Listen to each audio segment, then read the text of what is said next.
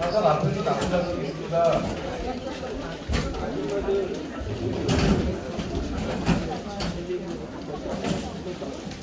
네, 안녕하십니까. 모아타운 추진위원회에서 일하고 있는 추진위원 이문선이라고 합니다. 안녕하십니까.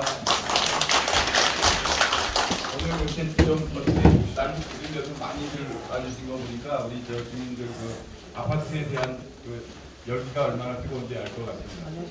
지금 예전처럼 무슨 이 아파트를 갖다 재개발을 한다 이러면 예전에는 그 업자, 소위 말하면 재개발 업자가 들어와서 남의 재산을 가지고 지들이 이렇게 뭐 소위 항상 해먹고 가고 그랬습니다.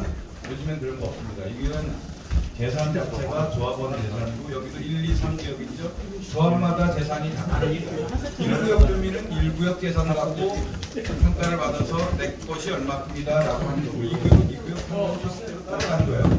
다 한꺼번에 가는 거 아닙니다. 조합 단위마다. 그렇기 때문에 이제는 조합원이 얼마만큼 우리 깨끗하게 청렴하게 공여를 추진해 갈 수 있는 사람이 누군가 그래서 그 사람을 조합원을 보고 그 사람과 같이 보조를 맡을 임원을 받고 그래야 사고 안 납니다. 그래야 조합원 재산이 보호가 되고 끝까지 아파트로 변환이 돼서 내 재산은 조금이라도 덜 축내고 비용 조금이라도 덜 들이고 아파트를 받아야 해야 우리가 제일 지금도 드리고 들어갈 수 있지 않겠습니까? 그래서 얼마만큼 청렴하게 해줄 수 있느냐 하는 것이 사실은 이 사업의 굉장히 핵심입니다. 이건 조금만 욕심내는 사람이 들어오면 망가집니다. 둔촌중공아파트 왜 망가집니까? 중간에서 누군가가 무언가를 해먹겠다고 그런 건 망가지는 거예요. 그래서 여러분들이 항상 귀를 쫑긋이 세우시고 내 지역 1구역은 누구, 2구역은 누구, 3구역은 누구 지금 봉사자들이 누구고 그 중에 어떤 분이 소위 말하면 위원장이 되시고 어떤 분이 하고 내가 가서 직접 감시하고 싶다고 나도 들어가서 나도 봉사하고 나중에 나도 임원으로 들어가서 나도 거기 같이 참여하겠어. 얼마든지 하시면 됩니다. 문은 항시 열려 있습니다.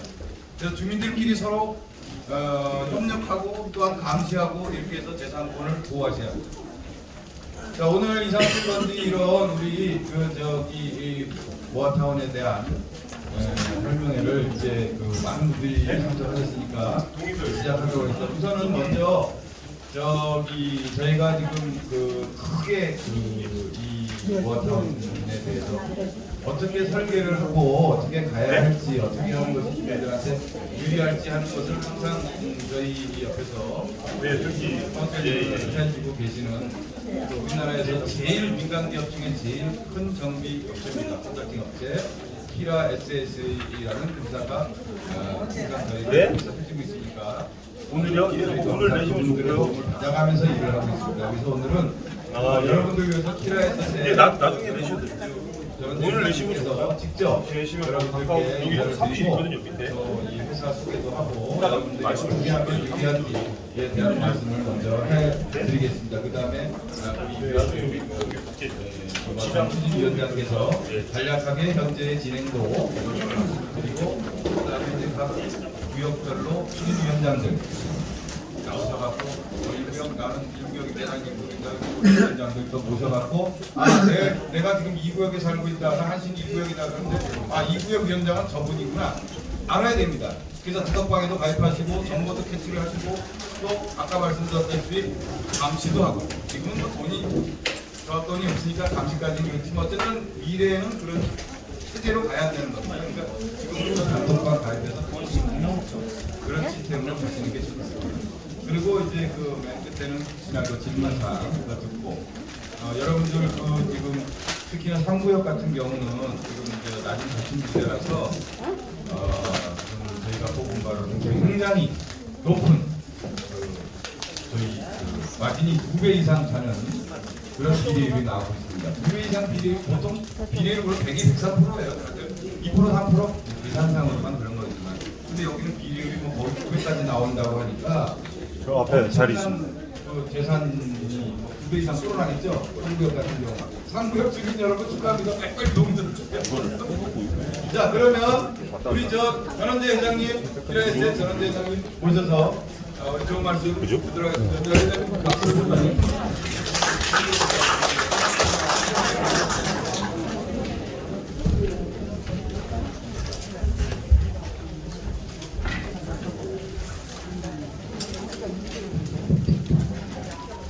여러분 안녕하십니까? 저는 주식회사 키가이셋의 회장을 맡고 있는 전원재라고 합니다. 무엇보다도 오늘 노란 위생을 모아탄 예비 모아탄 이전에 대해서 저희 회사의 분석 결과를 말씀드리는 점을 반갑고 그리고 또 감사드리겠습니다. 유인을 나누는 유인을 스크린의 내용을 똑같으니까요. 잠깐 보여주시면 이걸 보시고 하면 되겠습니다. 오늘 제가 여러분께 말씀드릴 내용은 여러분들께서 가장 궁금하게 생각하시는 거는 역시 사업성 분석 교육하는 겁니다. 무슨 얘기냐면 여러분들께서 지금 여기에 모르겠습니다. 한 4억짜리 빌라를 갖고 있다 또는 한 10억짜리 신발 벗어야 돼.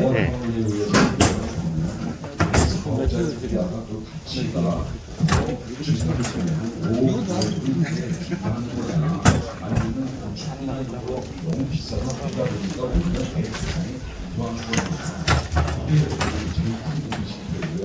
그리고 이제 그랬을 때 새 아파트를 줬을 때 내가 여기에 내 그 가액이 물론 맞춰야 되겠지만 어쨌든 20평 아파트 혹은 25평 아파트 내가 신청을 한다면 돈을 얼마나 더 내야 될까? 혹시 돈을 안 내고도 그냥 새 집에 들어갈 수 있지는 않을까? 이런 이제 사업성 분석 결과가 제일 궁금하실 겁니다.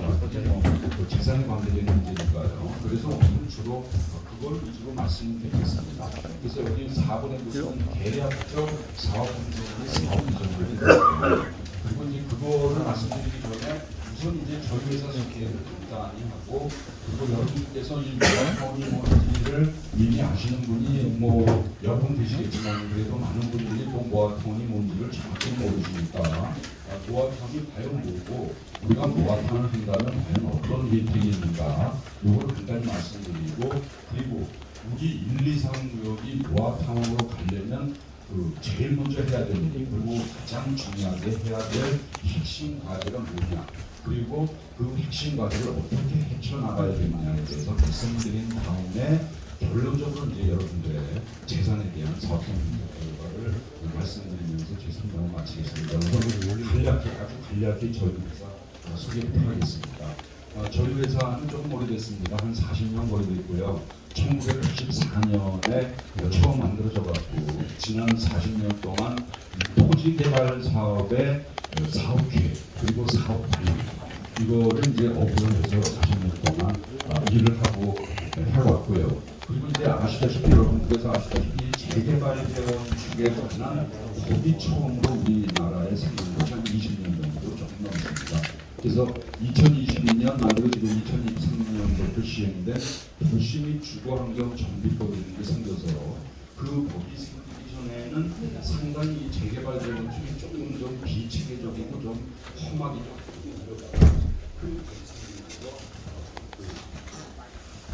저들이시죠?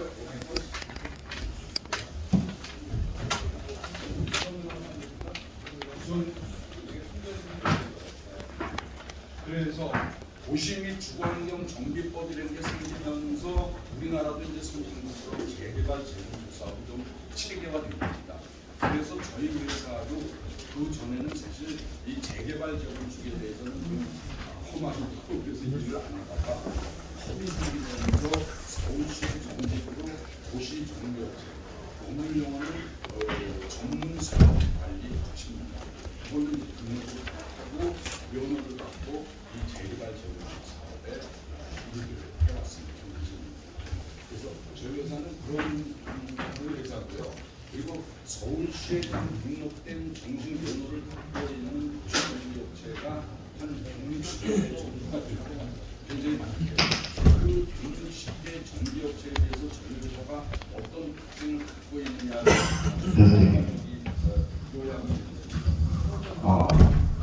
여기 간단히 요약을 했는데요. 우선 저희 회사는 그 당시에 설립자본금이 그 법이 생길 때 설립자본금이 28억 8천만 원이고 그래서 순수한 도시정비업체로서는 국내 1위의 설립자본금 규모 1위의 회사입니다.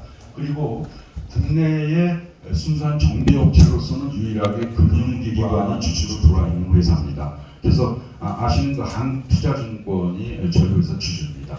그리고 한 39년 됐습니다만 39년간 부도가 났다든지 영업 정지를 관할청으로부터 받았다든지 여전히 한 번도 없는 그래도 성실하게 정직하게 일을 해온 업체라고 저는 말씀드립니다.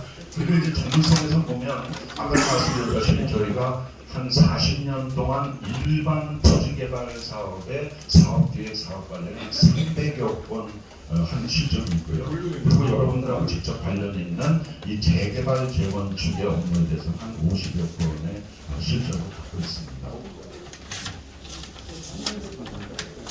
그리고 한 39년 전에 저희 회사는 제가 많은 본인이기 때문에 본인이기 때문에 불가피하게 제 소개 말씀을 기각히 올려야 될 것 같습니다. 저는 오래전에 서울공대를 졸업하고요. 그리고 서울상대 대학원에서 경영 석사학위를 받고 유럽에 유학을 가서 이 분야로 박사학위를 받고 1983년에 귀국해서 한국외국어대학교 경영대학 교수로 한 34년 근무를 하다가 몇 년 전에 정년퇴직을 하고 지금은 명예교수로만 근무하고 있습니다. 그리고 저희 회사는 1984년에 제가 제 밑에서 박사학위를 받은 제자들하고 같이 만든 회사입니다. 그리고 저는 일본의 교요대학에 그 90년도에 1년 동안 교환교수로 다녔던 적이 있고요. 공인회계사 시험에 합격해서 3일에 도중에 근무한 적이 있습니다. 그리고 파스포 건설이라는 회사에 아시겠습니다만 하와이 지사 사장을 하면서 하와이의 주상복합 프로젝트를 제가 직접 CEO로서 관여를 했고요. 그리고 경제기업원의 의뢰를 받아서 제2차, 7차 경제개발 500년 계획교육으로 일하는 적도 있습니다. 그 정도만 말씀드리고요. 저희 회사의 정승진 부회장은 서울공대를 졸업하고 한화그룹에서 한 30년 동안 근무를 하면서 주식회사 한화도시개발의 사장도 역임을 하다가 얼마 전부터 저희 회사 부회장으로 일을 하고 있고요. 저희 회사 조선희 대표는 연세대학에서 주택설계를 전공을 하고 건국대학교 부동산학 석사를 받고 한 20년 전부터 저희 회사 대표로 일을 하고 있고 전진성 공동대표는 미국의 보스턴 대학에서 경영학을 전공하고 강양대학에서 도시계약을 석사를 하고 박사과정을 수료를 하고 바로 얼마 전부터 공동대표로 일을 하고 있습니다. 그리고 제가 받은 정보의 부총장입니다. 외교통상부, 통상산업부, 국방부 여러 군데서 정책자문위원으로 제가 일을 했는데요. 가장 최근에 한 거는 국방부입니다. 그건 왜 그러냐면은 국방부에 보면은 미군 기지 이전 사업단이 있습니다. 그는 이제 미군 부대가 굉장히 많다가 미국으로 대부분 이사를 가면서 빈 땅이 많다 보니까 국방부에서 이 빈 땅을 어떻게 할 거냐, 개발할 거냐, 어떻게 활용할 거냐를 제가 정책자문으로서 자문을 해온 것이 가장 최근입니다. 그 정도로 말씀드리고요. 제 전공 분야 열심히 그 연구하고 학생들을 성실하게 가르쳤다고 해서 30년 이상 대학 교수로 가르쳤다고 해서 제가 정보를 듣도록 다른 문장입니다. 제가 받은 문장은 홍적분정 문장입니다. 그리고 제가 쓴 책입니다.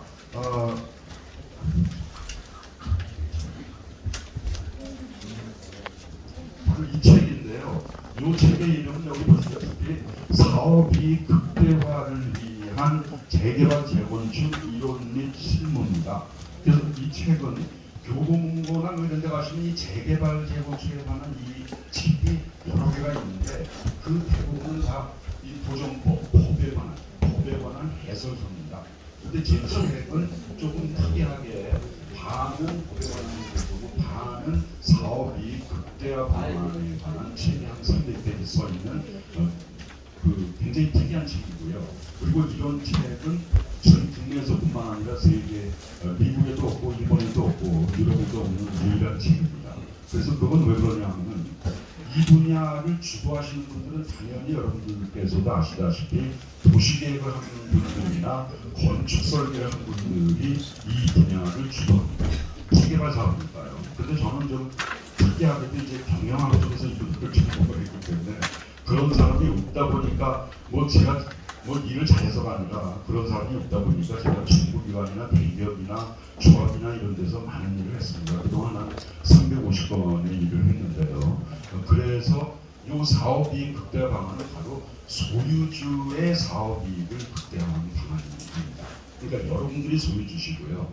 그래서 토지개발 사업을 볼 때 도시계획을 전공한 분들은 여러분들의 토지하고 주변의 토지를 다 따지면서 여러분들의 토지를 어떻게 개발을 해야 재개발을 해야 주변의 다른 도시적인 그런 측면에서 다른 지역과 균형 발전을 이룰까 이런 측면에서 도시계획을 세우는 겁니다.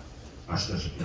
그리고 건축 설계를 하는 분들은 그 땅에 어떤 건물을 어떻게 설계를 해야 이게 제 기능을 발휘하고 무너지지 않고 이럴까 그거를 일하는 거고요. 저는 토지개발 사업을 볼 때 여기다가 이 땅에다가 어떤 기능의 건물을 어떤 업종으로 어떤 규모로 어떤 위치에 어떤 절차를 통해서 개발을 해야 돈이 제일 많이 드는가 제 정보입니다. 그러다 보니까 이제 특이하게 제가 이런 책을 썼다 이런 말씀을 드리고요.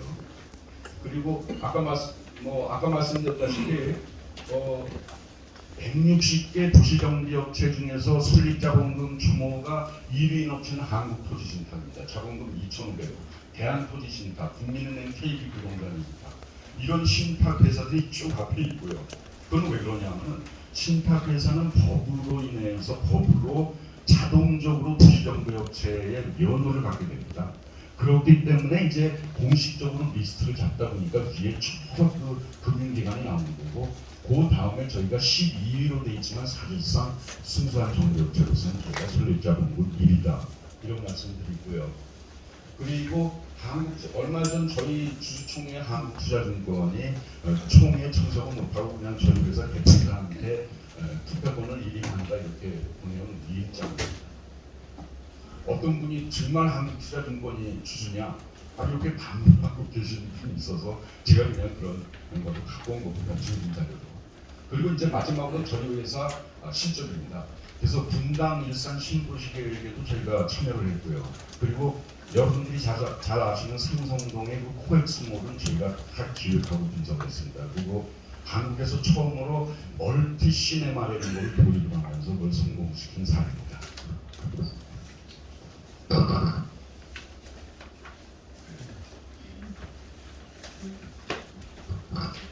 죄송합니다. 그래서 그리고 이제 저희가 존슨앤나사리라는 그 영국의 다국적 부동산 기업이 있는데요. 거기하고 저희 회사하고 같이 콘소시엄으로 국토부의 의뢰를 받아서 제주도 국제도시 마스터 플랜을 수립한 적이 있고요. 하나만 더 말씀드린다면 평택시의 의뢰를 받아서 제가 그 일본의 기요대학에 가 있을 때 얘기인데요. 일본의 노무라 연구소하고 저희 회사하고 같이 콘소시엄으로 평택 신도시 특화개발 계획을 수립하기도 했습니다. 그리고 그 외에도 제가 잠실 롯데월드 개발을 자문을 했고요. 현대백화점의 경영 고문을 한 12년 동안 했습니다. 그래서 그 정도로 말씀드리고요. 여러분들하고 직접 관련 있는 재개발 재건축 사업에 용산역에 가면은 그 삼성 레미안이라고 크게 그 쌍둥이 빌딩 같은 게 있는데 그 재개발을 저희가 했고요. 용산역, 상구역, 도시환경정비 사업, 세운사구역, 재개발 사업 이런 것들이 이제 쭉 했습니다. 최근에는 모아타운, 여러분들이 지금 하시려는 모아타운, 요 밑에 바로 천호동 모아타운이 있습니다. 그래서 그걸 저희가 일을 하고 있고요. 그건 이미 모아타운으로 지정받은 것입니다. 여러분들은 지금 지정받고자 계획하시는 거고요. 그리고 등촌이동에 7개 구역으로 되어 있는 모아타운이 있는데 거기도 이미 모아타운으로 다 예정이 되어 있고 관리 계획이 금방 다음 달에 나올 겁니다. 그래서 굉장히 그 서울에서 지금 제일 빨리 가는 모아타운이 강북구 본동 그리고 면목동이 모아타운인데요. 그 다음에 세 번째로 60개 중에서 세 번째로 빨리 가는 것이 등촌동 모아타운입니다. 그래서 그런 데서 몇 군데를 저희가 이미 모아타운에 대해서 일을 하고 있습니다. 그리고 이 정도로 말씀드리고요. 모아타운이 뭔가에 대해서 아시는 분은 물론 계시겠지만 간단히만 말씀드리겠습니다. 아까도 말씀드렸지만 한 20여 년 전에 도정법이라는 것이 생기면서 우리나라도 재개발 재건축 사업이 체계화되게끔 됐습니다. 근데 그러다 좀 있다가 이명박 정부가 들어서면서 이 재개발 재건축은 보통 한 2만 평, 3만 평 이 정도 규모의 토지에 많이 하는데 그게 좀 성에 안 차서 이거 하나하나 재개발 재건축하다 보니까 이게 난개발되지 않느냐. 학교, 공원, 도로 이런 거를 그냥 신도시처럼 쾌적하게 해야 되는데 너무 적다. 그러니까 이 재개발 재건축 이런 거를 한 7, 8개, 10개 모은 큰 구역을 뉴타운, 여러분들 잘 아시는 구역, 뉴타운이라는 걸 만들어서 뉴타운으로 지정을 하고 크게 개발하자. 그래서 청동 뉴타운도 있고 여러분들 아시는 그 남쪽에 그래서 그런 은평타운, 버러뷰, 의심리타운 여러 군데를 만들었는데 많은 것이 실패했습니다. 그래서 물론 성공하고 있는 것도 조금 있지만 그건 어떻게 하냐면 너무 지역이 크다 보니까 주민 수도 이게 10,000명 이렇게 되다 보니까 그 많은 주민들의 동의를 받기도 어렵고 그래서 좁지 않은 모아타운이 실패를 했고 그런 와중에 이제 문재인 정부가 들어섰고 그리고 이제 서울시의 경우에는 돌아가신 박원순 시장님이 이제 주도를 하시면서 이런 재개발 뉴타운은커녕 이거는 어마어마한 규모고 이 2만 평, 3만 평으로 하는 재개발 재건축도 상당히 부정적으로 보면서 특히 재건축이 집값을 올린다. 이래갖고 그냥 재건축을 거의 인간 안 내주고 그래서 거의 못하겠지 않습니까? 음마 아파트는 지금 20년이 훨씬 넘었습니다. 조합도 설립을 아직 못했죠. 그러면서 그렇게 크게 하지 말고 조금하게 해라. 당신네 동네 그저 1,000평, 2,000평 이렇게 조그만 거에 그냥 아기자기하게 동네에 맞게 이렇게 해라. 그러면 혜택을 주겠다. 그래서 그런 법을 5년 전에 특별히 만들어서 소규모 주택, 빈집 및 소규모 주택 정비를 위한 특별법 이런 거를 만들어서 조그맣게 하면 이런 혜택을 주겠다. 이런 법을 만들어서 이게 오는 동안 상당히 활성화되고 있는 단계였습니다. 지금도. 그런데 이 오세훈 시장님이 들어서면서 이건 너무 적지 않냐. 이게 1,000평, 2,000평짜리 이거 개발해서 언제 아파트 단지 만들어서 지금 집값이 공급을 하면서 오른다고 난리인데 이거 이래서 되겠느냐. 그래서 바로 이 양반이 1년 반쯤 전에 모아타운이라는 제도를 설정해서 그래서 만들어서 조금만 소규모 재개발, 소규모 재건축, 가로주택 정비사업 이런 거를 6, 7개 또는 3개 이상 5개, 4개, 6개 이렇게 한꺼번에 모아서 이렇게 한꺼번에 하면은 더 혜택을 주겠다. 조그맣게 하면은 혜택을 주겠다가 문재인 정부 박원순 시장의 정책이고 법이었는데 거기에다가 플러스 더 혜택을 주겠다. 그걸 몇 개 모아서 합니다. 이게 바로 모아타운이라는 그런 제도입니다. 그래서 이게 지금 1년 반밖에 안 됐기 때문에 모아타운으로 완성된 데는 한 군데도 없고 지금 1년 반 전에 시범단지로 선정이 된 강북분동 그리고 면목동 그리고 강서구의 등촌동 이런 것들이 이제 지금 막 되고 있는 그런 단계인 겁니다. 그래서 여러분들은 그런 모아타운을 하시려고 계획을 하시는 겁니다. 즉 조그맣게 하면 혜택 준다. 플러스 그걸 몇 개 모으면 더 플러스 혜택을 주겠다. 그래서 이중으로 혜택을 주는 모아타운을 지금 하시려는 거다. 이런 말씀을 드립니다. 그래서 복잡한 얘기 시간이 없으면 하고요. 모아타운을 하면은 더 혜택을 주겠다. 아무 혜택이 있습니다. 일반 주거 2종, 3종하고 있고 1종, 2종하고 있고 7층밖에 안 되는 걸로 법금 묶여있는 걸로 15,000원 들려주고 많은 혜택들이 있습니다. 그리고 한 가지 여러분들이 보세요. 지금 여러분들은 요 밑에 1구역, 2구역, 여기 동아벨구역, 아파트 큰 아파트, 조그만 아파트가 있고 사실 이렇게 1구역, 2구역, 3구역을 묶어서 모아타운을 지금 하려고 계획을 한 겁니다. 그래서 이 구역별로 보면 3개의 구역이지만 모아타운이라는 것은 이 3개의 구역을 마치 모아서 마치 하나의 땅처럼 개발을 해라. 그러면 오히려 혜택이 되다. 그러니까 2중, 3중으로 혜택이 돌아가는데 예를 들어서 아주 간단한 한 가지 예를 들어서 여러분들 여기다 아파트 단지를 구역별로 따로따로 만든다고 생각해 보세요. 요즘 아파트 단지가 다 그 지상에는 그 주차장 역과 아주 뭐 조경 멋있게 해서 쾌적하고 주차장은 그 보이시는 주차장은 다 지하로 들어가지 않습니까? 그럼 지하로 들어가려면은 빙글빙글 돌면서 철 몰고 들어가는 그 주차 램프라는 그 시설을 만들고 따로따로 하게 되면 1구역도 여기다가 주차장 진로를 만들어서 빙빙 돌아가는 뭐 3층까지 하는데 이렇게 만들고 그러다 보니까 정작 주차장은 이렇게 쪼잔하게 만들 수밖에 없고 램프 공간이 이렇게 들어가서 주차장을 개수를 몇 개 못 만들게 훨씬 줄어든 거죠. 그리고 여기도 따로 여기에서 주차 빙빙 돌아가서 또 요만큼만 만들고 마찬가지. 그럼 이게 뭐 공간이 효율적이 안 되고 많은 땅을 쓸데없이 주차 램프를 파게 되고 남의 땅에 여기서 떼어야 되는 이런 것도 있기 때문에 이렇게 안쪽으로 하다 보면 이게 몇 대가 안 나오는데 모아타운으로 여러분들이 하시기로 결정을 하시면 동의서를 내서 결정을 하시면 이걸 구역은 다르지만 마치 하나의 땅처럼 그냥 다 파고 이걸 공동으로 주차장도 팔아 이런 것이 모아타운입니다. 한 가지 예만 들어도 그러면 주차 램프도 여기다 이 진로 하나 만들어서 그냥 하나만 만들고 나머지를 퍼진 땅처럼 큰 주차장으로 공동으로 하니까 주차 개수가 같은 땅 면적에 엄청나게 늘어나는 거죠. 그러니까 건축비가 많이 줄어들고 또 하나 최근에 청호동이라든지 등촌동이라든지 이게 많이 진행이 됐기 때문에 저희가 건설회사하고 지금 교섭을 하고 있는데요. 얼마에 평당 얼마가에 이거 구축해 줄 거냐 그랬는데 모아타운이 따로따로 한 거를 한국은 모아서 하는 건데 이 건설회사들이 대한민국 국제 건설회사들이 걱정하는 것이 지금은 같이 뭐 철 땅도 같이 파고 한다고 하지만 이게 이 조합장도 따로 있고 뭐 이렇게 되면 서로 갈등이 생기고 그러다 보면 실제 어떤 지역에서 그런 일이 발생하고 있습니다. 실제로. 이게 처음에는 같이 간다고 했다가 나중에 뭐 1구역이든 2구역이든 3구역이든 그건 따로 할래. 조합장들이 마음에 안 맞아갖고 우리는 뭐 당신은 뭐 A 회사를 좋다고 그러는데 나는 B 회사가 좋아. 그래서 따로 갈래. 이렇게 되는 경우가 생길 수가 있고 그거를 건설회사들이 제일 걱정합니다.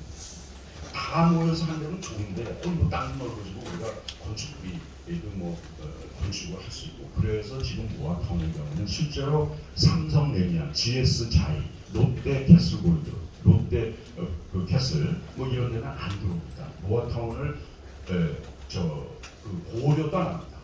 그건 생각도 안 합니다. 왜? 싸울 가능성이 있는데 지금 뭐 재개발 정책이 일기 신도시 이런 데서 막 쏟아지는데 우리 대기업이 뭐이 모아타운 뭐하냐 이러고 있습니다. 그러나 그 몇 개 업체를 뺀 대림건설이라든지 또는 코롱이라든지 뭐 한화건설이라든지 그 GS가 이런 거 있는 것보다 이제 브랜드력이 조금 낮은 거죠. 거기는 지금 모아타운을 하겠다 이렇게 검토를 하고 있는데 이 몇 개 고객이 같이 있을 때만 들어오겠다 이러고 있습니다. 그리고 같이 안 하고 따로 할 때는 이게 너무 적어서 우리 못한다. 그래서 그렇게 되면 훨씬 22, 30위 아래 우리가 이름을 잘 모르는 브랜드의 건설회사가 들어올 수밖에 없는 겁니다. 그래서 여러분들의 이 모아타운이 여러분들 구역뿐만 아니라 모아타운이 성공하기 위한 첫 번째 필수 요건은 다수 구역이 같이 힘을 합쳐서 가야 된다. 이게 안 된다면 크게 망한다. 그러나 이따가 여러분들의 경우에는 3구역이 같이 할 때하고 따로따로 할 때하고 이 사업성이 1,400억 정도 그렇게 차이가 나는 것으로 계산됐습니다. 저희도 계산하면서 깜짝 놀랐는데요. 즉 따로따로 할 때에 따로따로 하면은 큰 아파트 브랜드가 유명한 아파트 브랜드가 안 들어오고 같이 하면 들어오기 때문에 유명 브랜드 아파트가 전혀 이름도 없는 그런 건설회사 브랜드 아파트라는 아파트가 값이 올라갑니다. 그건 당연한 거죠. 그렇지 않습니까? 그리고 건축비는 따로따로 하면 엄청 늘어나고, 그래서 건축비는 늘어나고 따로따로 하면 이 수익은 낮아지고, 그래서 그거를 합쳐보니까 세계 기업이니까 1,400억 정도의 차이가 나고 엄청난 차이가 나고 저희도 계산해서 깜짝 놀랄 정도입니다. 그건 좀 이따 말씀드리겠습니다. 그래서 첫 번째 성공 요건은 조합 간에 나중에 이제 여러분들이 실제로 이걸 하시게 되면 나중에 건축법 74조 4에 의해서 건축 협정계획을 맺어야 됩니다. 세 개의 구역 조합장에 의해서 우리는 이렇게 같이 딴 거 같이 하고 뭐 어떻게 하고 이런 거를 법에 의해서 건축협정서 이런 걸 만들어서 거기서 세개 조합장이 사인하고 구청에다가 건축협정서를 제출하고 구청이 그거를 점검을 하고 잘 만들었네. 그럼 도장 딱 찍어서 인가를 하면은 건축협정의 인가를 받고, 그렇게 되면 이제 무난하게 같이 가는 겁니다. 그 아니면 도장을 찍었다가 같이 한다고 도장을 찍었다가 나중에 누가 좀 이상한 표현입니다만 배신을 해서 우리 따라간다 이럴 때는 100억을 물어낸다 뭐 이런 것까지 들어가는 페널티 조항이 있습니다. 그래서 일단 그걸 100억이 꼭 아니라 그 위치에 따라서 그리고 여러분들이 결정하게 됩니다. 배신자가 나타나면 얼마를 입는다. 이거가 법에 의해서 그 협정을 어겼을 때의 제재사항 페널티 이거를 쓰게 돼 있습니다. 그래서 이거를 잘 하시는 게 가장 중요한 핵심 과제다. 그 다음에 이건 이제 저희 회사 얘기지만은 아까도 말씀드렸지만 제가 특이하게 경영학 쪽에서 이쪽 전공을 하다 보니까 제가 그런 특별한 책을 썼기 때문에 이 경영학의 부분 이건 좀 이따 말씀드리겠습니다. 이 신제품 개발 정책이 있는데 이거를 도입을 해서 여러분들의 사업성을 상당히 올릴 수 있다 이 말씀을 드리고요. 그 다음에 이제 빨리 가설계라고 사업성 분석을 제대로 하고 이제 동의서를 받고 그래서 서울시에 신청을 하고 이런 거를 빨리 해야 된다. 그래서 크게는 세 가지 과제를 말씀드릴 수 있겠습니다. 그래서 계속 말씀드리겠습니다. 건축협정에 대해서는 간단히 말씀드렸으니까 자세히 말씀 안 드리겠습니다. 그리고 건축협정을 한다는 이걸 보시면 건축협정을 한다는 것은 3개 구역, 5개 구역이 모여서 우리가 이렇게 같이 하고 주차장은 어떻게 하고 뭐는 어떻게 하고 이런 거를 협정을 맺는 것인데 그게 그렇게 쉽지가 않습니다. 근데 국내에 몇 개 사례가 없지만 건축협정은 아니지만 이 건축협정하고 비슷한 제도가 있습니다. 독립정산, 벼락정비, 통합정비 이런 비슷한 그러한 제도는 여기까지 있어 봤는데 그게 최근이지만 이건 모아타운의 건축협정은 이제 처음으로 하는 거예요. 그러다 보니까 사례가 없습니다. 그래서 이런 사례로 운영을 해야 된다. 즉 여기 보시면 여기 반포의 고속터미널입니다. 그리고 그 맞은편에 큰 2,000m 재건축 단지가 있어서 이게 이번 가을에 준공합니다. 거의 끝났습니다. 그래서 저희가 여기를 6년 동안 일을 하고 있는데요. 이게 뭐냐면 지금은 반포 원베일리 아마 아실 겁니다. 반포 원베일리 아파트 단지인데요. 재건축 단지입니다. 다들.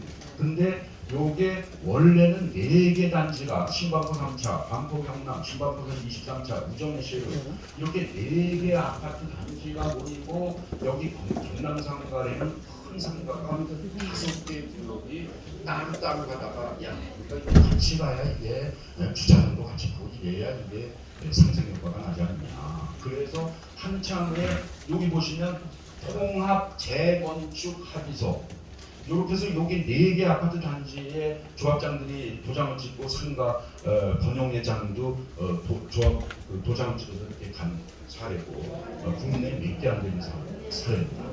그리고 이 일을 저희가 하고 있습니다. 한 5년 동안. 그래서 이런 경험을 살려서 건축협정의 뭐 준비를 잘 만들어야 됩니다. 그렇지 않으면 나중에 싸움이 나기 때문에. 왜냐하면 예를 들어서 상식적으로 생각을 해보더라도 여러분 이 단지는 한강에 딱 붙은 단지입니다. 요즘 아시다시피 한강에 딱 붙으면 이 안쪽 단지보다 값이 비싸집니다. 그러니까 이쪽 주민들은 아니 뭐 같이 해서 상생효과를 가져오는 건 좋은데 그 상생효과에 우리가 더 많이 영향을 미친 거 아니냐. 우리를 좀 더 따져줘야 된다. 그 상생효과가 100이라면 5이 똑같이 나눠서 뭐 20으로 나눠갖는다. 우리는 25, 30을 가져야 된다. 우리 단지가 가치가 높기 때문에. 그것도 일리 있는 일. 그럼 그걸 어떻게 과학 과학적으로 그 가치의 차이를 계산해서 5개 구역이 모인 여러분들처럼 모인 주민 앞에서 이거를 과학적으로 계산해서 이러하니까 이렇게 합시다. 이거를 주민들한테 설득시켜서 주민들이 오케이를 해서 총회를 통과시키게 만들어야 되는데 그게 간단한 일이 아닙니다. 사람인데 다 그 아전인수법을 다 해석해야 되거든요. 그래서 그런 일을 잘해야 된다. 다행히 저희는 이런 일들을 국내에서도 하고 국외에서도 하고 있다. 그래서 그런 말씀을 드리고요. 요건 하와이에서 저희가 결합건축이라는 걸 한 겁니다. 그래서 비슷한 게 됩니다. 뭐 시간이 없어서 그냥 자세히 말씀을 안 드리고요. 거기까지 말씀드리고 그리고 이제 아까도 말씀드린 그 신제품 개발 기법입니다. 즉 이 경영하기는 요새 엄청나게 발달하다 보니까 그 글로벌 기업들, 즉 우리나라 같은 경우는 삼성전자라든지 이런 데다든가 이 정도 글로벌 기업들은 내년도 신모델을 만든다. 예를 들어서 갤럭시 24년형을 만든다. 뭐 제네시스 소나타 24년형 신모델을 만든다. 그럴 때 그냥 뚝딱 올리고 아무렇게나 만든다. 그러니까 고도의 그 절차 기법과 절차를 거쳐서 신제품 기획을 설계를 하고 그 뚝딱 올리고 만들고 이런 걸 하는 겁니다. 그래서 이 경영학과의 대학원에 들어가는 선택 과목으로 신제품 개발이라는 걸 배웁니다. 그건 왜 그러냐면 토지 개발 사업이라는 건 다 신제품입니다, 여러분. 왜냐하면 토지라는 건 이 지구상에 똑같은 토지가 하나도 없습니다. 비슷한 땅, 옆에 땅 비슷한 땅은 있어도 똑같은 땅은 있을 수가 없는 게 불가능하죠. 그러니까 토지 개발 사업이라는 건 경영학적인 이론적인 관점에서 보면 신제품인 겁니다. 모든 것이. 그렇기 때문에 신제품 개발에 관한 것이 경영 쪽에서 엄청나게 발달이 돼서 우리나라에서도 삼성전자, 현대자동차 정도 되는 이런 기법을 도입해서 하고 있는데 그거를 토지 개발 사업에 똑같이 도입할 수 있는 겁니다. 그래서 어떻게 도입할 거냐 이거를 세계 최초로 쓴 책이 제 책입니다. 그래서 저희가 일을 하게 되면 이런 절차를 거쳐서 사업성을 높인다.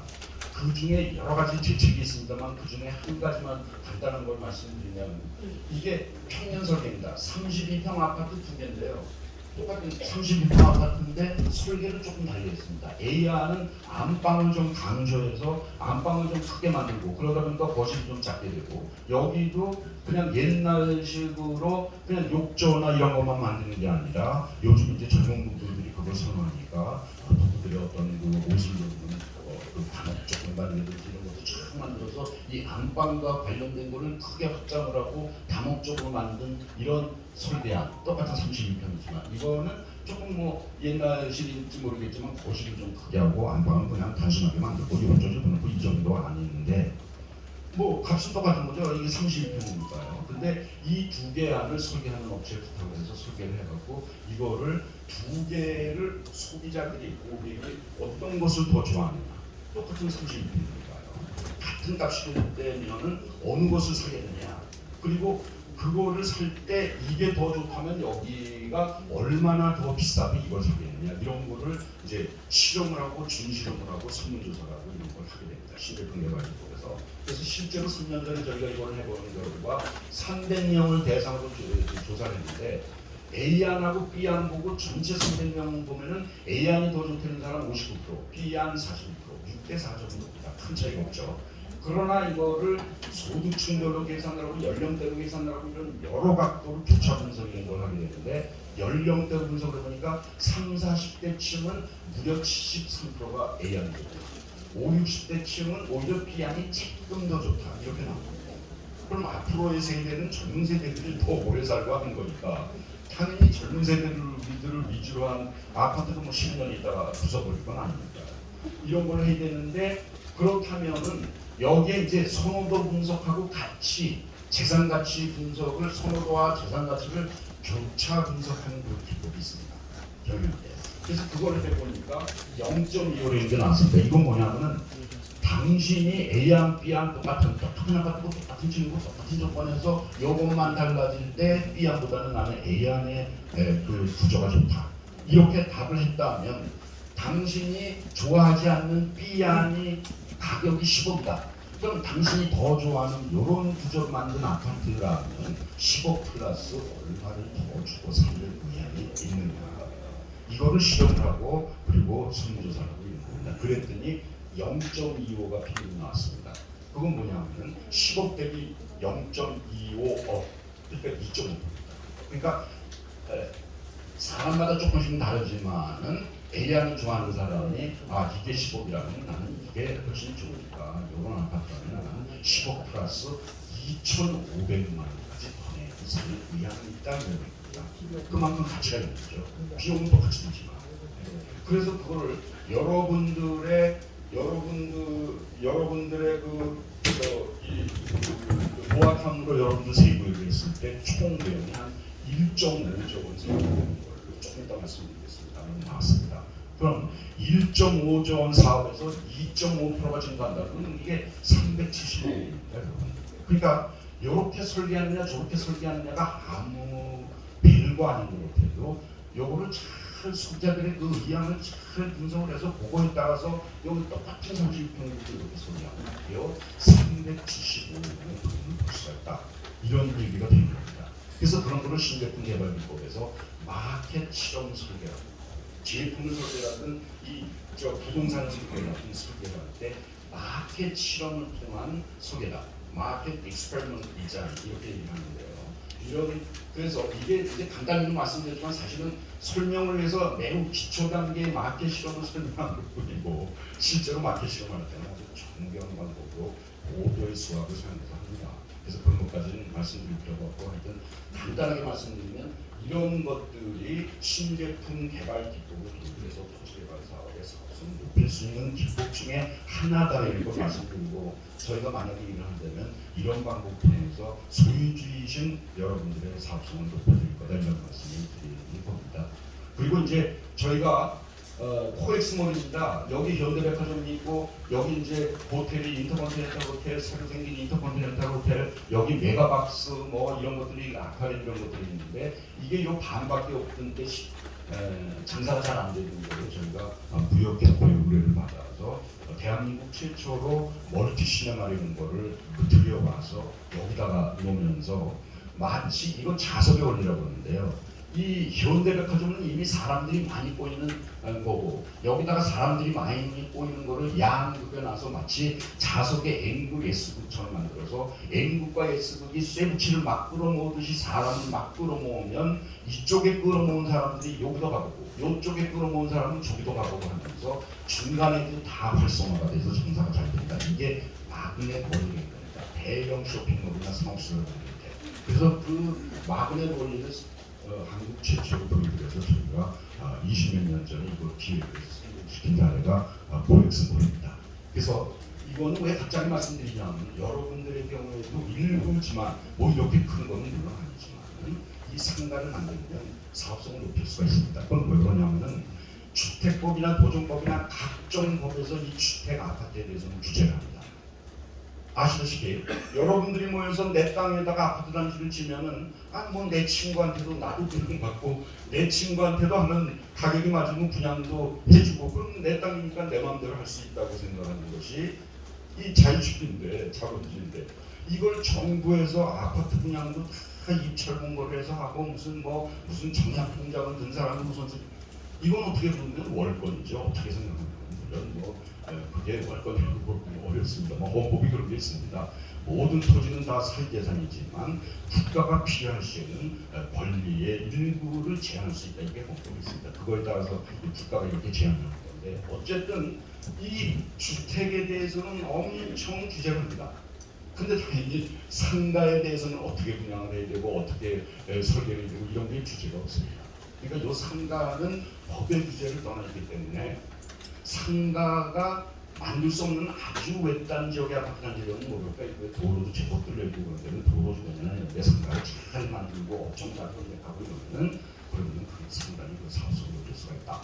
왜? 여러분들도 아시겠지만은 상가라는 것은 잘 만들면 굉장히 비싸고요. 안 만들면 애물단지가 되는 겁니다. 그래서 이 상가를 잘 만들어서 사업성을 높일 수 있다 이런 말씀을 드리는 겁니다. 그래서 그 정도로 말씀드리고요.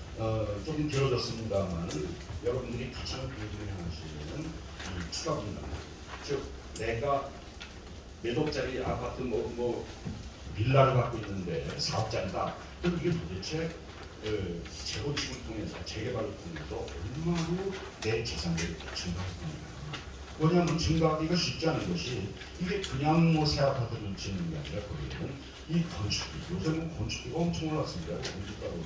그래서 그 비싼 건축비 다 줘되고 건축비만 아니라 각종 놈들이 때문에 그거를 다 내고도 남느냐, 이게 중요하기 때문에 그거를 마지막으로 말씀드리겠습니다. 그래서 그걸 따질 때 비례율이라는 따집니다. 비례율. 이 재개발재건축에서는 용어입니다. 재개발재건축이 용어인데 이 비례율이 비례가 아니라 일반적으로 우리가 사업을 할 때 사업 이익률입니다. 그거를 이제 특이하게 이런 용어를 만들어서 표현하고 있을 겁니다. 그래서 이 비례율이 가장 중요합니다. 이 비례율이 100이면 재개발재건축에서 뭐 건축비 주고 그러니까 남는 게 없다, 돈이다 이런 얘기고요. 100보다 높을수록 건축비 뭐 이런 걸 다 주고도 그냥 엄청 남았다. 내가 지금 사업자를 빌렸는데 새로 줘서 그 뭐 건축비 이걸 다 주고도 사업자가 6억이 됐다. 뭐 이렇게 되면은 비례율이 한 150% 되는 거죠. 비례율이 150%는 50% 이익이 남는다는 얘기입니다, 여러분. 그러니까 사업자리가 150%로 둔갑을 해서 4억이니까 50% 6억이 되니까 6억으로 건축비 다 빼고도 남는다 이런 얘기입니다. 그래서 이 비례율은 당연히 내 지금의 현재 가치, 종정가라고 합니다. 이것도 이제 종전이라고 뭐냐면 재개발하기 전, 이걸 이제 종전이라고 표현을 합니다. 이쪽에서는. 그리고 종후, 이거는 재개발 후에 남은 아파트 단지, 재개발 후에 설립된 아파트 단지의 가치, 이거를 종가라고 합니다. 종가고 종전가. 그래서 이익이 남느냐 마느냐는 당연히 종전가 대비 종가, 나중에 설립된 새 아파트 단지에서 각종 비용, 건축비, 경비 다 빼고도 남은 순재산가, 순종가죠. 재개발 후에 남은 순재산을 옛날의 재산하고 비교해서 이게 100보다 크냐, 낮으냐, 이게 중요하게 되지 않겠습니까? 그래서 예를 들어서 김철수 씨라는 사람이 5억 원 빌라를 갖고 있다. 즉 종전가가 5억이라는 얘기입니다. 이럴 때 만약에 이 비례율이 150%가 나왔다. 우리 동네를 잘 분석해 보니까 그러면 어떤 결과가 생기냐? 권리가액이라고 그러는데 원래 내 재산가액이 5억 원인데 건축비도 다 빼고 그냥 50% 이익이 남는다. 그럼 여기서 150%를 곱하면 7.5억이 되는 거죠. 그 5억짜리가 7.5억 원으로 증가를 하는 겁니다.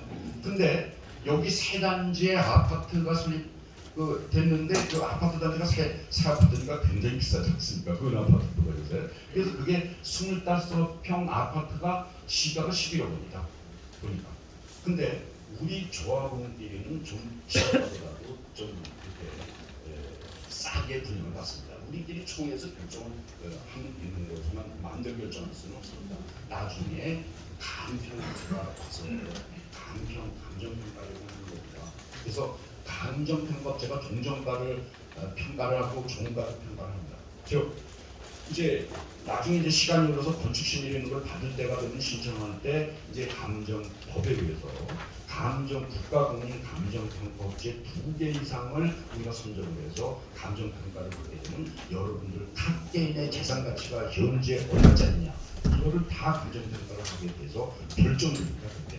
그래서 당신은 뭐 4억이요, 당신은 5억 8천이요 이렇게 다 결정이 되고 그리고 여기다가 세 단지를 만들었을 때 종후에 아파트 단지가 평당 얼마짜리가 될 거냐도 감정평가업체가 그거를 평가합니다. 이걸 아무나 평가하기 놔두면 지 맘대로 하고 막 그래서 난리가 나기 때문에 법에 의해서 국가공인 감정평가업체 2개가 이거를 평가를 해갖고 그걸 산수평균을 해서 그걸로 삼아라 이렇게 한 겁니다. 그거에 의해서 이게 됩니다. 그런데 사실은 시가가 아주 근데 이제 뭐 아시겠지만 감정평가업체는 조금 보수적으로 계산합니다. 보수적으로 계산해야지 뭐 더 보수적으로 안 해뒀다가 낙관적으로 했다가 나중에 당신이 10억 원이라고 했는데 왜 이거 8억원밖에 안 됐어? 이게 뭐 부설수로 그렇기 때문에 보수적으로 계산하고요. 제가 오늘 분석 결과를 여러분들 앞에서 발표를 하지만 그 전에 꼭 말씀드리려면 이 도정법 즉 재개발재건축에 관한 법 134조 2번 일동은 뭐가 있냐면 도시정대 업체는 주민들에게 사업성 분석 결과를 너무 과대하게 설명해서는 안 된다. 특히 추가 분담금이 얼마냐 이거를 과소하게 설명해서는 안 된다. 걸립니다. 저는. 하도 그런 사례가 많아서 주민들한테 무슨 얼마나 많이 벌 거예요 이렇게 그냥 과대하게 그거를 핑크빛으로 이런 설명을 통해서 해갖고 주민들이 조금 돈을 쓰게 만들고 그래갖고 예전에 아까 수진영 분께서 말씀드렸지만 그런 사례가 예전에 있었는데 그래서 법에서 방지하기 위해서 저희는 과대하게 설명을 여러분들한테 하면 공식 도시정비 업체이기 때문에 걸립니다. 그걸 먼저 말씀드립니다. 그래서 예를 들어서 권리가액 지금 내가 현재 종전가액 내 재산 가치가 5억일 때 만약에 비례율이 150%라면 내가 7억 5천으로 내 재산이 증가한다는 얘기고 25평이 시가는 11억인데 감정평가는 다 보수적으로 나오기 때문에 9억 원 정도 하나 나올 가능성이 있고 그러면 9억 원이다. 이렇게 이제 싸게 우리는 받을 수 있는 보수적으로 하니까 우리는 조합원 가격. 그래서 일반 분양에서 신문에다 공고해서 하는 가격은 한 11억 원 이런 건 우리 마음대로 할 수 있습니다. 그때 따라서 야 우리 12억 원으로 풀자. 괜찮은 것 같아. 부동산 경기가 좋아서. 그러면 더 비싸게 팔 수 있는데 어쨌든 그보다는 낮은 가격으로 여러분들은 조합원 가격이 낮은 가격으로 아파트를 분양받게 된다. 그게 예를 들어서 9억 원이라면 실제 9억 원이라면 여러분들은 지금 5억 원 지금 재산이지만 이게 7억 5천으로 들어서 9억 원짜리로 25평을 분양받게 되면 7억 원으로 되면 1억 5천만 내면 시가 11억 원짜리 아파트를 분양받을 수 있다. 이런 얘기가 되는 겁니다. 그러니까 원래 내 지금 재산 5억 원에다가 내가 1.5억 원을 더 낸다. 그럼 6.5억 원 아닙니까? 6억 5천만 원. 이렇게 투자를 하면 결국 11억 원짜리 아파트가 들어간다. 이런 얘기가 되는 겁니다. 그래서 이 비례율이 얼마냐? 이게 이제 그렇게 중요한 거고. 그러다 보면 실제 이익률은 공식적인 법에 의한 비례율은 150%지만 실제 이익률은 사실은 이게 9억 원으로 내가 싸게 받았지만 11억 원, 당장 팔아도 11억 원 되는 아파트이기 때문에 11억 원 아파트를 투자 6억 5천으로 내 재산 5억에다가 1억 5천 돈으로 내요. 6억 5천으로 11억 원 아파트를 받는다고 해서 160% 이자가 이익이 된다, 이익이 된다 이런 말씀을 드릴 수 있는 겁니다. 그래서 예를 들어서 말씀드리고 이제 실제로 여러분들의 동네는 과연 그럼 이게 얼마나 될 것이냐 숫자로 계산해봤습니다. 이건 여기서 말씀드릴 것이 지금 그냥 가설에 따른 사전 분석이기 때문에 이게 나중에 틀려질 수 있습니다. 지금 완전히 사례가 나오고 모든 게 정해지고 그랬을 때 예상이 되는데 여러분들이 원체 지금 이거를 여러분들한테 말씀드릴 단계가 못 됩니다. 이릅니다. 그런데 여러분들께서 참 궁금해하시는 거기 때문에 그래도 저희가 한 4년 동안 경험이기 때문에 대략적으로라도 일단 다 계산을 해서 이렇게 계산해보니까 구역별로 이렇게 나왔습니다. 그리고 구역별로 좀 안 보이시겠습니다만 보시면 되겠습니다만 구역별로 따로 개발할 때하고 세 구역이 합쳐서 개발을 할 때에 그거를 다 따로 계산을 해봤더니요. 여기 보시면 총수익, 아파트 팔고 이런 총수익이 1구역을 일단 말씀드리겠습니다. 1구역에 6,400억이 되고 통합으로 하면은 고급 브랜드가 들어오고 유명 브랜드 들어오고 값도 올라가고 이렇게 해서 총수익이 6,800억, 400억 차이죠. 따로 해서 유명 브랜드가 안 들어오고 그러면은 아파트가 이게 6,400억 수익이 되는데 이걸 통합적으로 해서 큰 유명한 브랜드 아파트가 들어오고 그러면 6,800억이 돼서 400억 차이가 난다. 이런 얘기가 나옵니다. 그리고 저 안 보이겠습니다만은 건축비만 말씀드리면 건축비가 따로 우리 1구역만 하면 건축비가 요게 1,800억 정도 드는데 1,830억 통합을 하면 아까도 뭐 램프를 파는 거 이런 거 여러 가지 말씀드렸지만 통합을 하면은 766억이 된다. 건축비가 1,700억이 된다. 그래서 건축비만 1구역의 경우만 130억이 절약이 된다. 그래서 결국은 요 총수익 여기 보시면은 비례율 이런 것들이 비례율이 이제 궁금하실 텐데요. 1구역의 경우는 사실은 세 구역 중에서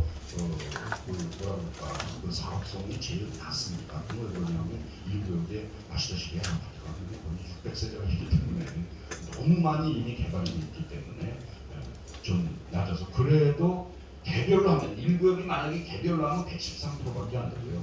통합을 하면은 그래도 131% 정도 31% 이익이 나는 사업이다. 이렇게 볼 수 있고요. 2구역의 경우에는 쭉 계산해 보니까 개별로 해도 135%가 되고요. 같이 통합을 하면 무려 158%의 이익률이 비례이죠. 그리고 3구역은 이게 엄청나서 개별로 해도 191% 거의 더블이고요. 이익률이 통합을 하면 223%의 이익률이 납니다. 엄청나게 그 이익률이 높은 것으로 나왔습니다. 그리고 통합을 해보면 통합적으로 보면은 1, 2, 3구역을 다 합했을 때 각각 세 분이 개별적으로 한다고 그러면 132%고요. 그리고 통합적으로 하면 193% 이렇게 됩니다. 그래서 저희가 계산 여러 구역에서 하고 있습니다만 서울시내 여러 구역이 어느 구역보다 상당히 그 사업성이 있고요. 2구역은 이렇게 많이, 3구역은 이렇게 많이 나온 적을 제가 보지를 못했습니다. 거의 더블인데요. 그리고 2구역은 사업성이 상당히 높은 거고요. 60% 이익이 나니까요. 건축 빼고요. 그리고 1구역은 괜찮은데 이렇게 말씀드릴 수 있습니다. 그래서 구역별로 너무 차이가 나서 1구역 분들은 좀 실망하실지 모르겠습니다. 근데 2구역도 괜찮습니다. 이렇게 말씀드릴 수 있겠습니다. 그래서 이 정도 말씀드리고요. 이거를 근본적으로 이제 종합해서 말씀을 드리면 총수익은 따로따로 1구역, 2구역, 3구역 할 때하고 통합 건축을 할 때 865억 차이가 납니다. 수익 측면에서 통합으로 가느냐 따로. 그리고 건축비는 300억이 차이가 나고요. 총 비용은 건축비만 아니라 다른 비용도 높아져서 453억이 차이가 나고 아까도 말씀드렸지만 실제 나중에 종용 재산 측면에서 통합으로 가느냐 개별로 가느냐가 무려 1,300억의 차이가 납니다. 그러니까 처음에 여러분들이 당연히 세 구역이 잘 가자 그래서 통합으로 가자 그래서 다 계획을 세우셨다가 만약에 어느 구역이 개발을 해서 우리 따라가래 여기서 각각 따라갈 때는 다 자성 자각이 되고 다 그냥 다들 손해를 봐서 무려 1,300억의 손해를 보고 구역별로 따지면 1구역은 가장 크기 때문에 600억의 손해를 보고 2구역은 400억의 손해를 보고 3구역은 300억의 손해를 본다. 이런 말씀을 드릴 수 있고요. 그렇기 때문에 제가 저희도 계산하면서 깜짝 놀랐는데요. 어떻게든지 같이 기획해서 가야 된다. 이런 말씀을 드릴 수 있겠습니다. 그리고 이제 끝으로 실제 이제 사례를 예시하면 지금 여러분들의 그 수백 년 되는 여러분들의 재산가에 저희가 지금 시간 동안에 다 계산하시고 있고 그래서 예시만 해드리면 만약에 이 중에 여러분 중에 5억짜리 현재 비자를 계신 분이 계시다라면 앞으로 어떻게 될 거냐면 25평 아파트를 나중에 신청한다고 하실 때 그게 통합 건축을 한다면 이게 비싼 아파트가 됩니다. 유명 브랜드 아파트가 돼서 가치도 11억짜리 25평 아파트가 될 거고요. 개별로 하면은 유명 브랜드가 안 되기 때문에 10억 원짜리 아파트가 될 겁니다. 25평과 같이. 그럴 때 개별로 하면은 5억 빌라 내 빌라를 투자를 하고 2억 2,500만 원 분담금을 더 내야 조합 가격 싸게 9억으로 이걸 가져올 수가 있다. 그래서 2억 2,500만 원을 더 내야 된다. 근데 더 내고 가져와도 이쪽보다 한 1억이 조금 싼 아파트를 갖게 된다. 25평까지만. 이런 말씀 드릴 수 있고 통합 건축을 했을 때는 똑같은 25평이지만 이게 유명 브랜드 아파트가 11억짜리가 되고 그럴 때에 1억 7천만 원 11억짜리 유명 브랜드 아파트가 이런 결론이 나옵니다. 그래서 10억짜리 단독을 갖고 있다.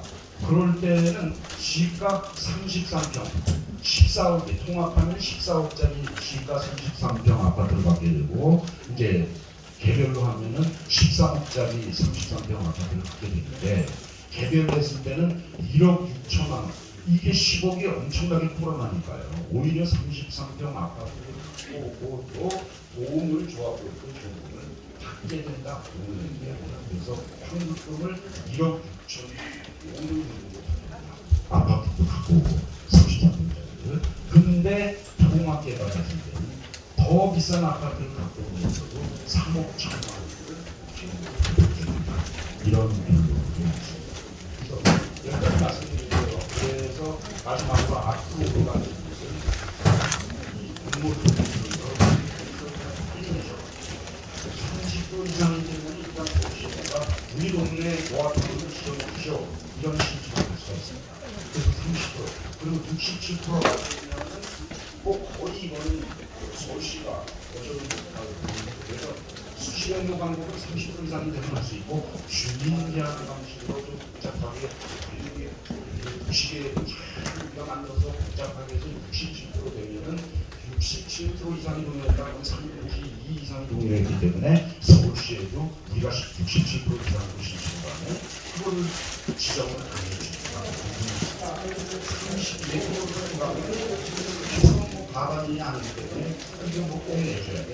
청년들에서 아이 내주지 마지 이렇게 할 수도 있는데 67% 이상의 모의가 어이구 주민의 3분의 2가 다 원하는 그뭐 민원도 없을 것이고 이렇게 해줄 가능성이 높아진다.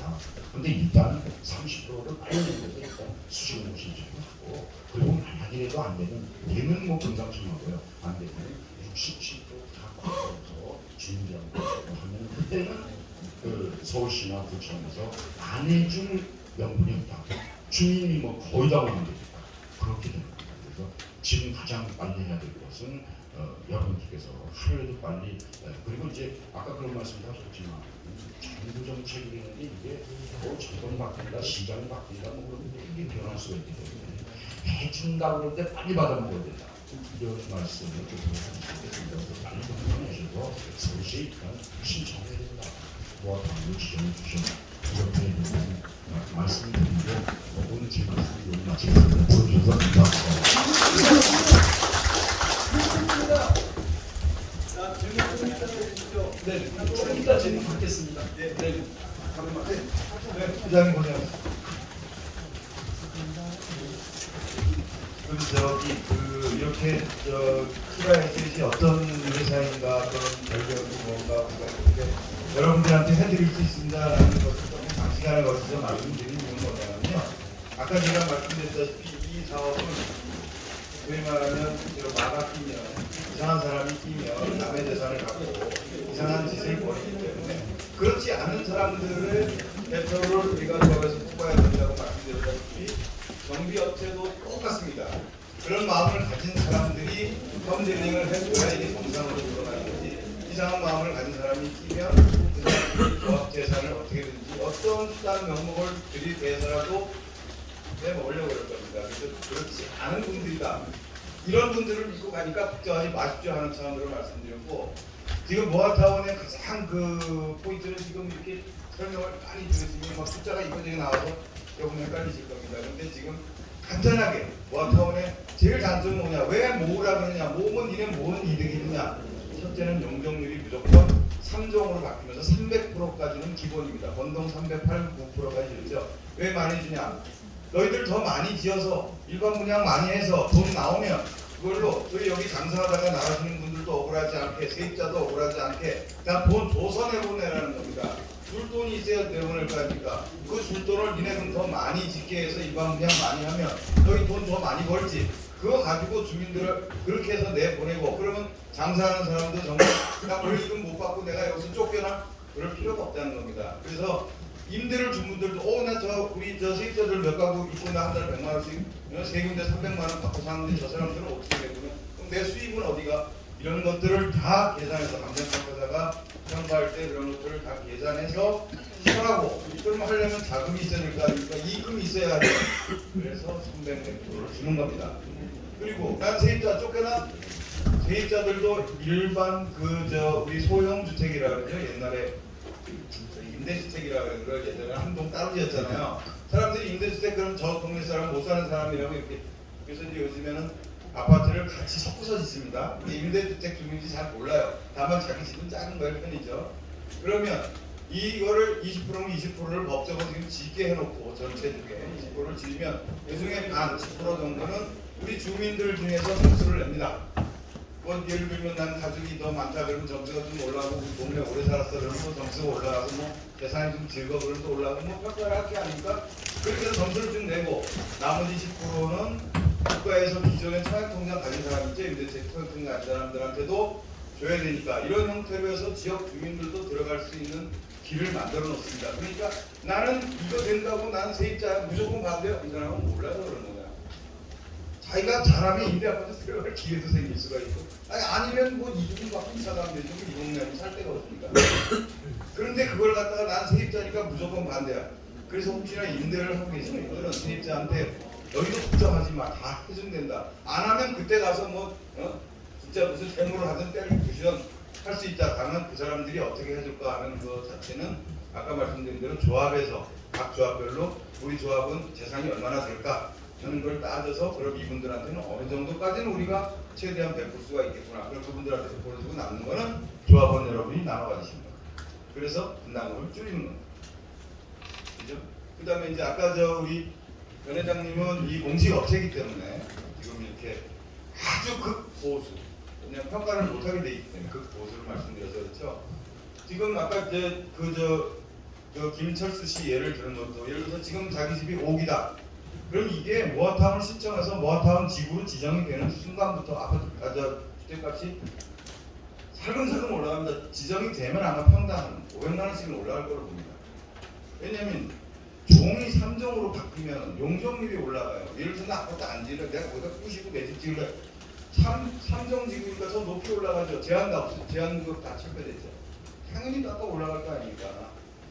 그거 자체로도 올라가는 거예요. 그리고 아파트 안 된다 그러면 세월이 지나가면서 슬금슬금 올라갑니다. 건동의 경우 같은 경우도 예를 들어서 뭐 2억 5천 3억짜리가 거의 5억 6억 더블로 가버립니다. 그러면 여러분들도 지금 현재 내 빌라가 4억이다? 아마 제가 볼 때는 6억이나 6억 5천까지 올라가 버릴 겁니다. 그럼 거기다가 아까 그 비례율을 때려가지고 계산해서 보니까 내 집이 뭐 7억 5천이다 나왔다. 근데 저 중 같은 경우도 조합원가가 7억 5천 아닙니까? 3억 34평이 건축비 이런 거 다 올랐다 해서 한 8억이나 8억 5천 간다. 그럼 나는 1억 내고 34평 아파트 받는 겁니다. 이거 안 할 이유 있습니까? 정책적으로 해준다 그럴 때 빨리 받아놓는 게 상체가 아니냐 이제 그 생각이거든요. 그래서 아까도 말씀드렸듯이 자꾸 이제 동의서를 또 말씀드리는데 제가 무슨 동의서 장사꾼도 아니고 약장수도 아니다. 저도 여기 우리 외정부티크 제가 건설사 사장인데 거기다 보니 지역구 가지고 있고 또 밑에도 가지고 있고 그렇습니다. 그러니까 우리도 여기 갖고 있는 주민의 한 사람으로서 제가 말씀을 드리는 거예요. 왜냐하면 저희도 그 아파트 돼야 저희도 좀 주민들하고 똑같은 혜택을 저희도 좀 보이지 않겠습니까? 그래서 지금 말씀을 드리는 거니까 그 동의율 3분의 2, 67% 받아가지고 주민 제한 방식으로 가는 거는 서울시에서 무조건 해줄 수밖에 없습니다. 주민의 압력이 크니까. 하지만 3분의 1, 30%도 못 걷어서 별별